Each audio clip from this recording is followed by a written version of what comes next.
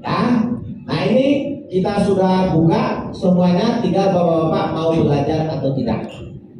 Kita sudah sampaikan, kita sudah tuangkan di dalam aturan, mau belajar atau tidak, terserah.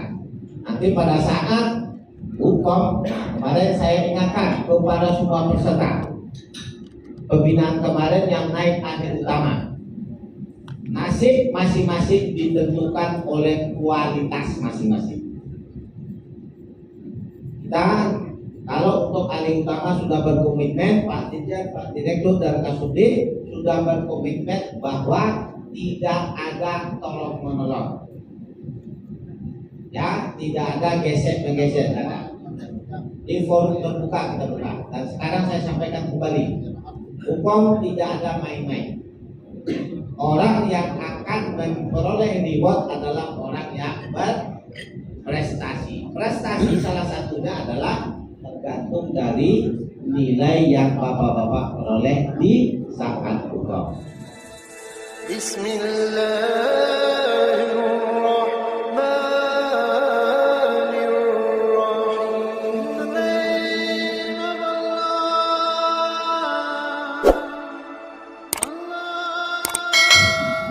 PMA 11, dari PMA 11 turun ke PMA 477, dari 477 turun ke 18, dari 18 turun ke 20, itu urutan itu. Ada nggak yang diubah di dalam PMA ini?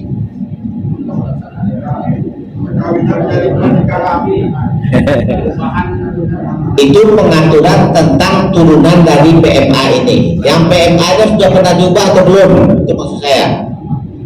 Kalau pengaturan tentang turunan dari PMA ini banyak yang dituangkan dalam petunjuk teknis pencatatan nikah.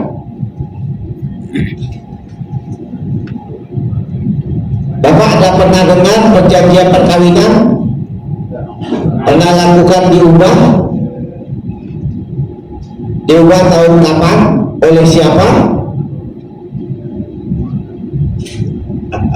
Nah, ini ya, ini pernah beberapa kali dilakukan tinjauan, bahkan perubahan dengan Undang-Undang 16 tentang 3 pokok di sini. Ini satu aturan tetapi 3, satu pokok aturan tetapi dengan 3 peraturan. Judulnya ini adalah soal perkawinan. Ya, singkat saja. Pertama adalah soal perjanjian perkawinan. Pernah dilakukan judicial review di Mahkamah Konstitusi.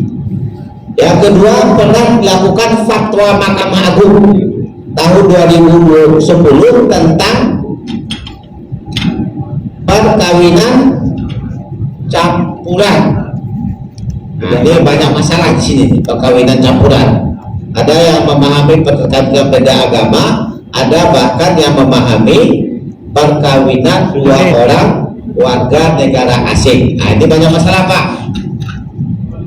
Ya, kalau Bapak nggak tahu aturannya, nanti Bapak malah bisa bikin masalah. Masalah terakhir tentang perkawinan campuran ini terjadi di Sumatera Selatan, di Sumatera Utara. 2 orang warga negara asing dinikahkan di Sumatera Utara dengan pertama melalui proses nikah siri. Nikah siri ini dihadiri oleh KUA, bahkan kepala KUA-nya. Hebatnya itu. Tetapi pada saat dokumen diterbitkan, yang bersangkutan tidak ada di Indonesia. Ini salah satu pernikahan campuran yang bermasalah. Nah, saya himbau semuanya, 5 provinsi ini tolong hati-hati. Ya, pernikahan campuran itu bukan berarti pernikahan enak. Bapak harus ekstra hati-hati karena itu suatu saat pasti melibatkan orang-orang di luar Bapak.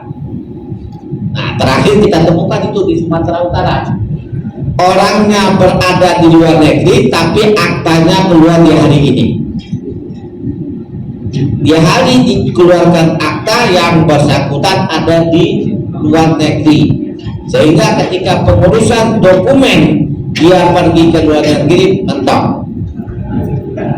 Mentok ini ada dua penyebabnya. Pertama, karena verifikasi tim yang ada di pusat atau juga laporan dari kedutaan besar negara lain. Nah, kasus di Jawa di Sumatera Utara kemarin itu karena laporan dari kedutaan asing. Kedutaan asing itu aplikasinya fine, aplikasinya bagus, tak deteksi. Dia menggunakan barcode sidik jari. Ketika seseorang mempunyai dokumen, dia sudah bisa membaca kapan ini dokumen keluar, yang bersangkutan ada di mana, dokumen apa yang diterbitkan oleh negara ketika dia berada di sini. Ada Pak, lengkap. Australia itu sudah pernah 2 kali bersurat kepada kita, menyatakan dengan bahasa yang seperti tadi itu. Kok yang bersangkutan ada di luar negeri bisa terbit akta nikah? Nah, ini malu muka kita, Pak. Bukan hanya malu Bapak doang, bukan karena kekeliruan Bapak doang, tetapi malunya sampai ke menteri, Pak. Bapak bisa bayangkan kalau seandainya menterinya tahu itu, Bapak habis sudah. Tamam sudah. Ya masih syukur-syukur kalau jabatannya doang tamam. Kalau PNS yang tamam, itu kan memalukan negara, Pak. Negara, muruah negara. Biar pertanyaannya sederhana tapi video sakit. Yang bagus kita kenapa lebih dekat. Dokumen sebuah akta diterbitkannya orangnya tidak ada di Indonesia? Siapa yang bisa jawab itu? Nah ini bahayanya. Nah, yang berikutnya dari 3 aturan ini ada lagi yang di judicial review. Salah satu pertama adalah perjanjian perkawinan, yang kedua adalah pernikahan campuran, dan yang ketiga tentang nasab anak yang lahir dari pernikahan yang tidak tercatat. Ada yang kenal dengan Pak Mudiono? Masih ada yang ingat? Ya, kasus Maji Jabutan itu mengubah undang-undang bahwa nasab anak yang lahir di dalam pernikahan yang tidak tercatat bisa dinasabkan ke keluarga bapaknya. Itu tambahannya. Tidak hanya kepada bapak biologisnya, termasuk kepada keluarga bapak biologisnya. Makanya anak-anak dari Maji Jabutan itu memperoleh kewarisan dari keluarganya bapak Mudiono. Nah ini kalau aturan tidak mengenal orang itu di kota, tidak mengenal orang itu di pulau, apalagi di pelosok. Kalau sudah ditetapkan, bapak wajib hukumnya tahu. Ya, saya kira itu 3 poin tentang perkawinan. Ya, nanti bapak bagaimana teknis silakan baca di sini. Tentang kepenghuluan, ya, nah tentang kepenghuluan ini sedang berubah, Pak. Tentang Permen 9 sedang berubah. Saya sudah siapkan naskah akademik menyesuaikan Permen 9 dengan Permen 1 tahun 2023. Makanya di awal tadi saya coba mengupas sedikit tentang Permen 1 2023 terkait perubahan kemana mau dibawa jabatan fungsional penghulu nantinya. Salah satunya adalah tugas pokok dari jabatan penghulu. Nah ini saya tak percuma bicara tentang ini sekalipun Bapak juga tidak tahu. Saya yakin ini banyak yang tidak tahu tentang aturan ini. Isinya kalau dulunya mungkin sudah tahu. Saya mengatakan seperti itu, faktanya dari uji kompetensi banyak yang tidak bisa menjawab aturan ini. Nah karena aturan ini sudah harus berakhir, 1 Juli besok ya semua saya bicara tentang hal ini. Ya, kita skip saja. Nah, mungkin soal ini masih akan tetap berlaku sampai terbitnya aturan baru tentang jabatan penghulu. Ya, kemudian tentang karya ilmiah ini bisa kita pedomani di besok ya. 952. Ini yang terpenting di sini Pak. 592 masih akan berlaku sampai jabatan fungsional penghulu diubah. Apa 592 itu? Ya, ini calon-calon ini yang akan menikmati, yang akan menjalani masanya. Bapak-bapak ahli pertama, ahli muda, ahli pertama pasti mau naik ke ahli muda pasti punya keinginan naik ahli madya. Apa ketentuan dari 952 itu? Termasuk salah satunya di situ adalah materi uji kompetensi. Materi uji kompetensi itu kita sudah buka isi-isinya seperti apa. Paling tidak ada beberapa ujian yang harus Bapak lewati di dalam uji kompetensi. Yang pertama adalah qiraatul Quran. Yang kedua adalah pengetahuan tentang akad nikah dan hukum keluarga. Yang ketiga adalah materi tentang hukum Islam. Hukum Islam itu terbagi kepada dua, ada hukum kewarisan, ada hukum pembinaan syariah. Dan yang terakhir materi dari hukum itu adalah regulasi kepenghuluan. Ya, kemudian uji kompetensi dilakukan dengan dua cara. Cara pertama adalah sistem CAT dan yang cara kedua adalah wawancara. CAT memiliki nilai bobot 60. Nah, CAT memiliki bobot 60. Wawancara 40. Saya pastikan, kalau dikalkulasikan secara matematis ya, CAT Bapak apabila memiliki nilainya di bawah 70 pasti tidak lulus. Silakan Bapak simulasikan nanti. Kalau nilai CAT di bawah 70, besar kemungkinan Bapak tidak lulus hukum. Silakan nanti simulasikan di kantor masing-masing atau setelah ini. Ya, ada kalau di bawah 70, ini bobotnya 60, rata. Kalau 70 nanti hitung deh, jangan sekarang hitungnya. Ya, wawancara bobotnya 40, dapat Bapak misalnya dapat wawancara dapat nilai 80. Ya, CAT nilainya 70, 60, nggak akan lulus. Coba Bapak hitung sendiri nanti. Ya, nah ini kita sudah buka semuanya, tinggal Bapak-bapak mau belajar atau tidak. Kita sudah sampaikan, kita sudah tuangkan di dalam aturan, mau belajar atau tidak, terserah.